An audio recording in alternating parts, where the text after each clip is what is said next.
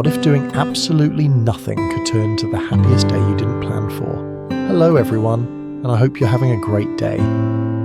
Today, we're going to explore a quiet, joyful moment with James and Diep, where there's no rush, no big goals, just laughter, small surprises, and the kind of happiness that comes from simply being together.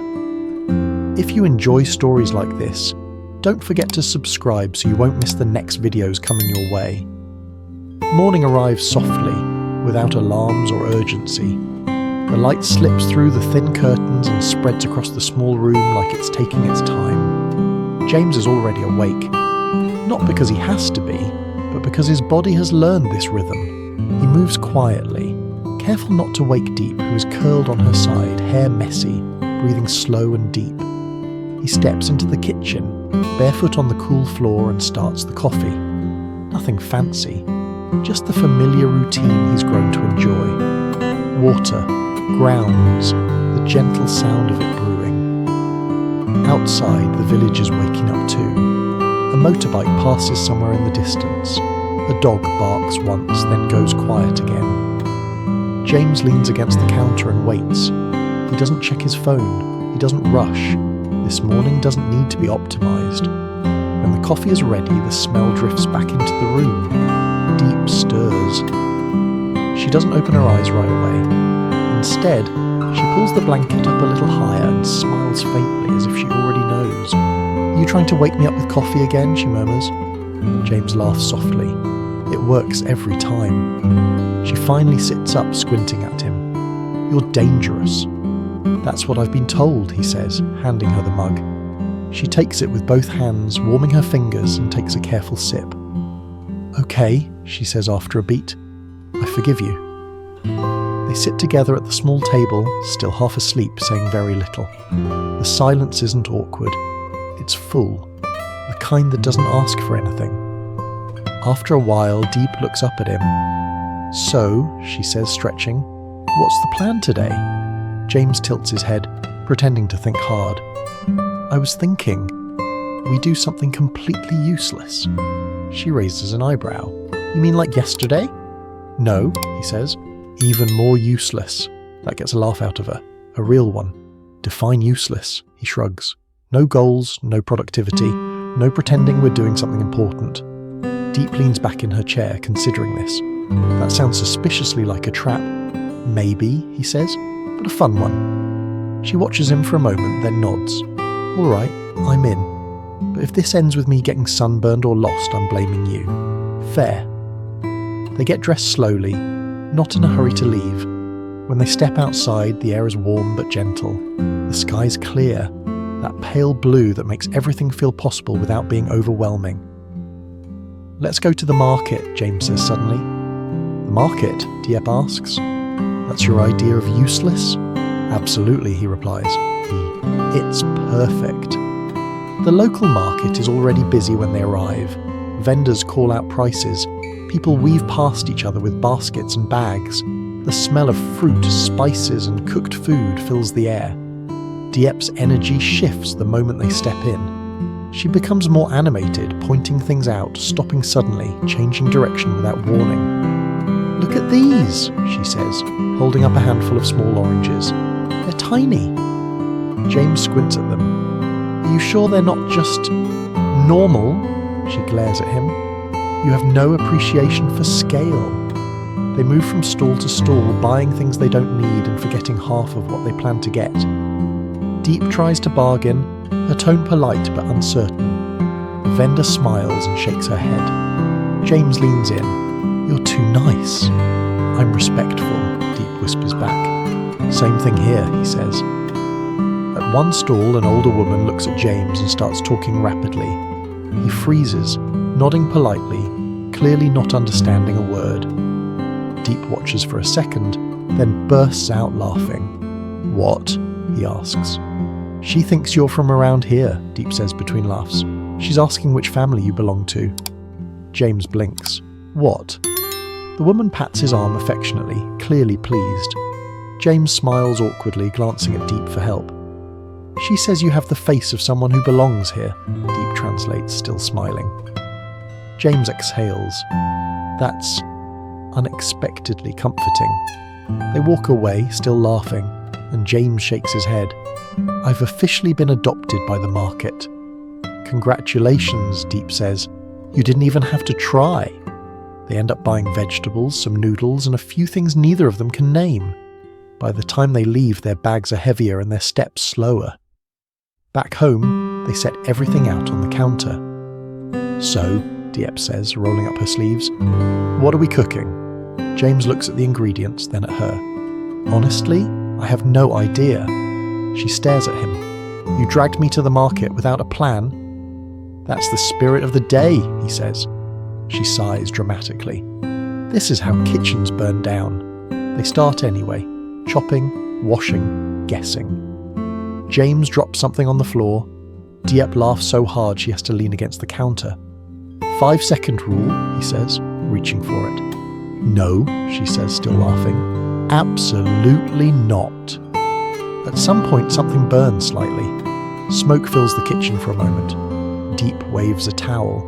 Open the window, James does, coughing. I think we invented a new dish. They finally sit down to eat. The food isn't perfect, but it's warm and they're hungry. Diep takes a bite, then another. It's actually not bad, she admits.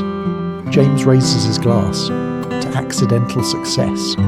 They clink glasses and eat in comfortable silence. Afterward, they sit on the floor, backs against the wall, feeling full and lazy. Diep rests her head on his shoulder without thinking about it. James stiffens for half a second, then relaxes. This is nice, she says quietly. Yeah, he agrees. It really is. They stay like that, doing nothing, letting the afternoon stretch out ahead of them. The afternoon drifts by without structure. The sun shifts slowly across the floor, drawing quiet lines of light that move almost unnoticed. James stays where he is, leaning back against the wall, while Diep remains beside him, her head resting comfortably on his shoulder. Neither of them feels the need to speak right away. At some point, Diep lets out a small laugh. What? James asks. I was just thinking, she says. If someone saw us right now, they'd think we're doing something important, he smiles. And we are. She tilts her head slightly, looking up at him. What exactly? Absolutely nothing, he replies. And we're doing it very well. That earns another laugh. She closes her eyes again, relaxing back into place. The quiet doesn't feel empty, it feels earned. After a while, Diep shifts and sits up straighter. I'm bored, she announces. James looks at her. I thought that was the whole point. Yes, she says, nodding. But now I'm bored in a different way. He considers this. Do you want to do something? Maybe, she says, but not something that requires effort. James thinks for a moment, then pushes himself up. Come on. Where are we going? She asks, standing. You'll see.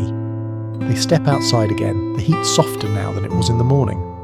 The path near the house leads toward a small open area with a few trees and a wide view of the fields beyond. It's not a destination people talk about. It's just there.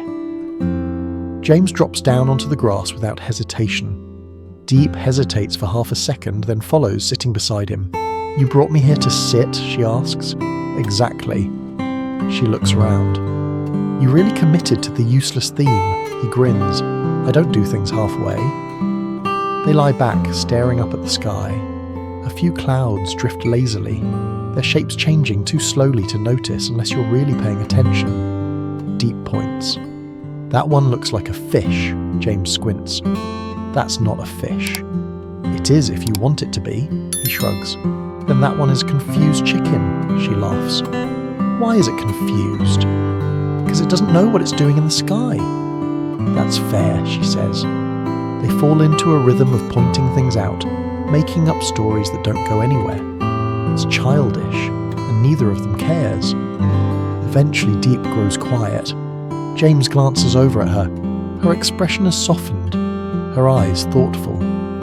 Hey, he says gently. You okay? She nods. Yeah, just thinking. About? She takes a moment before answering.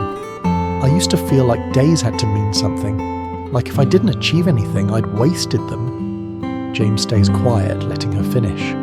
And now, she continues, today felt full, even though we did almost nothing. He smiles slightly.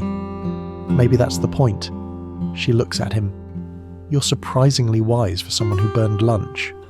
Hey, he says. That was intentional, artistic choice. She nudges him lightly with her elbow. They sit up as the light starts to fade. The air cools just enough to be noticeable. Let's head back, James says. On the way, Diep reaches for his hand without looking. Their fingers interlace naturally, like they've done this 1,000 times, even if they haven't. Back inside, the house feels different in the evening. Quieter, more settled. James turns on a small lamp. The light is warm and low. Diep wanders into the kitchen and opens the fridge. We have leftovers, she says. James groans. The accidental masterpiece returns, she smiles. Relax, I'll fix it. She reheats the food, adding something extra, adjusting it just enough. When they eat again, it's even better than before. See, she says proudly. I never doubted you, James replies. After dinner, Diep cleans up while James dries the dishes. They move around each other easily, bumping shoulders, exchanging small smiles. At one point, James drops a spoon. Diep looks at him. 5-second rule, he grins. You're learning. Later, they sit together again, this time on the bed, backs against the headboard. James scrolls through photos on his phone. Oh no, Diep says immediately. Why are you smiling like that? I found something, he says. James. He turns the screen toward her. It's an old photo of him, younger, awkward, mid-blink. She gasps. You kept this? For emergencies, he says. She grabs the phone, laughing uncontrollably. You look like you're questioning all your life choices. I was, he says. Still am. She wipes a tear from her eye. I'm keeping this. No, he protests. Yes. They end up laughing so hard they have to stop, both slightly out of breath. When the laughter fades, Diep leans into him, resting her head against his chest. James wraps an arm around her without thinking. Thank you, she says softly. For what? For today. For not making it heavy. He kisses the top of her head. Any time. They stay like that until the night deepens, until words feel unnecessary again. Outside, the village settles into sleep. Inside, the room holds on to the warmth of the day, the quiet joy of two people who didn't need anything more. And for once, that's enough. Xin chào mọi người. Trong tập này, Linda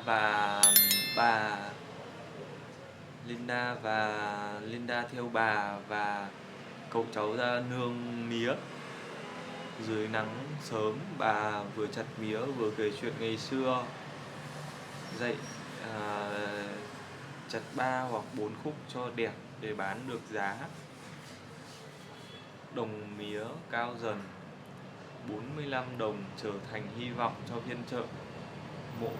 Một cây mía đổ bất ngờ khiến cả nhóm kêu, rồi cười xòa vì kịp đỡ nhau. Chiều xuống, Linda buồn bã vì con rúi của mình đã biến mất. Nghi có kẻ trộm rình quanh nhà. CEO quang ghế đến lắng nghe và trấn an sự và tự sửa chiếc camera cũ trong kho, kéo dây lắp trước sân nhà để bảo vệ cô. Đêm đến, Linda nấu cơm nếp cẩm mời anh ở lại ăn. Hai người trò chuyện lòng ấm lại. Quang kể áp lực công ty, camera nháy sáng, bóng lạ thoáng qua và không biết Linda có sống sót qua được đêm nay không. Mọi người nếu thấy video hay, hãy cho mình một like, một subscribe. Cảm ơn mọi người nhé.